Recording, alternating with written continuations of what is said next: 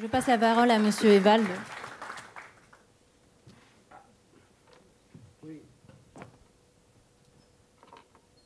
Je m'étonne. Nous essayons de penser le vivre ensemble au XXIe siècle et nous utilisons pour ça un vocabulaire du XIXe. Je suis d'accord avec vous. Notre problème est en ce moment de gérer une période de transition. Mais penser que la société salariale sur laquelle s'est construite la forme pratique de la solidarité et de l'État-providence que nous connaissons encore sera le modèle pour le XXIe siècle me semble un pari que je ne tiendrai pas. Je ne parlerai pas de chiffres, mais je parlerai de valeurs. Je soutiendrai, je suis prêt à défendre la thèse que les difficultés, une des raisons aux difficultés des finances sociales est liée aux valeurs qui sont en jeu. Et de ce point de vue, le débat sur la dépendance est, je crois, extrêmement important. Je crois qu'il n'est pas seulement important pour la situation des personnes dépendantes, il est important parce qu'il remet au centre de la question sociale le problème de la dépendance. Pendant très longtemps, le 19e a caché la dépendance des hommes les uns à l'égard des autres. Pourquoi ? Parce qu'après la société féodale, l'horreur, c'était qu'une personne soit dans la dépendance d'un autre. Et ce qu'on a cherché à construire, l'idéal, c'était l'idéal d'autonomie. Il fallait, un homme n'était vraiment digne d'être un homme que s'il se construisait une existence autonome, non dépendante. Ce qu'on découvre, ce qu'on est confronté aujourd'hui, c'est à ces phénomènes aujourd'hui de dépendance. La question est de savoir, est-ce qu'il faut prendre cette question en face, directement, comme un principe, ou est-ce qu'on peut le contourner ? Je pense que le deuxième argument, ce serait de dire que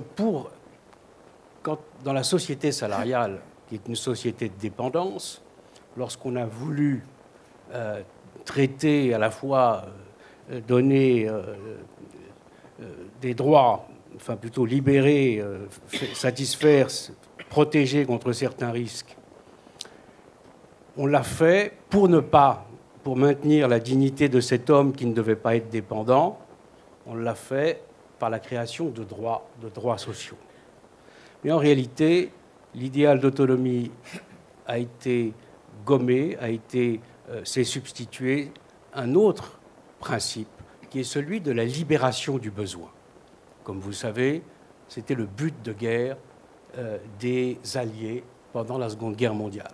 Nous allons libérer les hommes du besoin.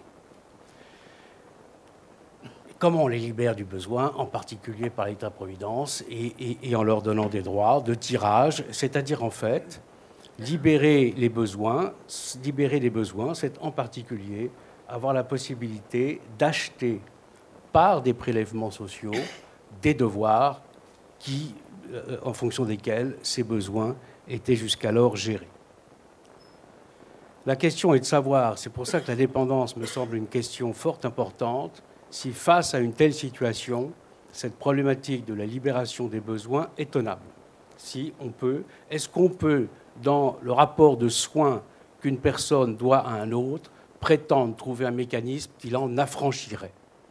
Je crois que c'est une question qu'on peut se poser.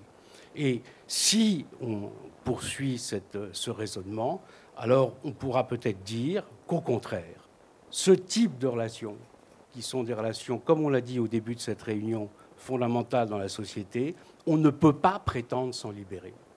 Mais le problème, c'est que le risque, dans le cas de la dépendance, le risque de la personne âgée est en même temps le risque de la personne qui l'aide, le risque de la famille. C'est un risque qui est immédiatement mutuel. Et la question à ce moment-là est de savoir comment on fait pour que ce risque mutuel puisse être géré au sein des collectivités qui sont les mieux à même de le porter et qui, s'ils le portent, seront en mesure, en quelque sorte, de le réduire et de faire qu'il soit le moins coûteux possible. C'est pour ça, ça sera ma troisième ou ma quatrième thèse.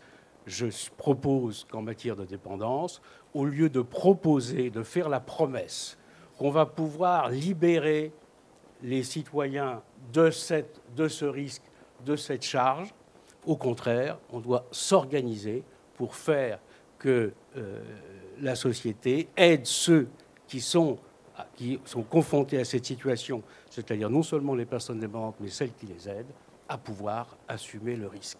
À ce moment-là, la vision n'est plus celle d'une extension, en quelque sorte, de l'État et d'une nouvelle libération qui créera une nouvelle forme d'individualisme, mais la problématique de l'État, c'est de savoir quels sont les agents qu'il doit constituer, et précisément la famille, mais je crois que le thème des proches est aussi extrêmement important, mais le rôle de l'État, c'est de les constituer et de leur donner les formes juridiques qui soient telles, qui soient capables de prendre en charge le risque en question. Merci, Monsieur Eval.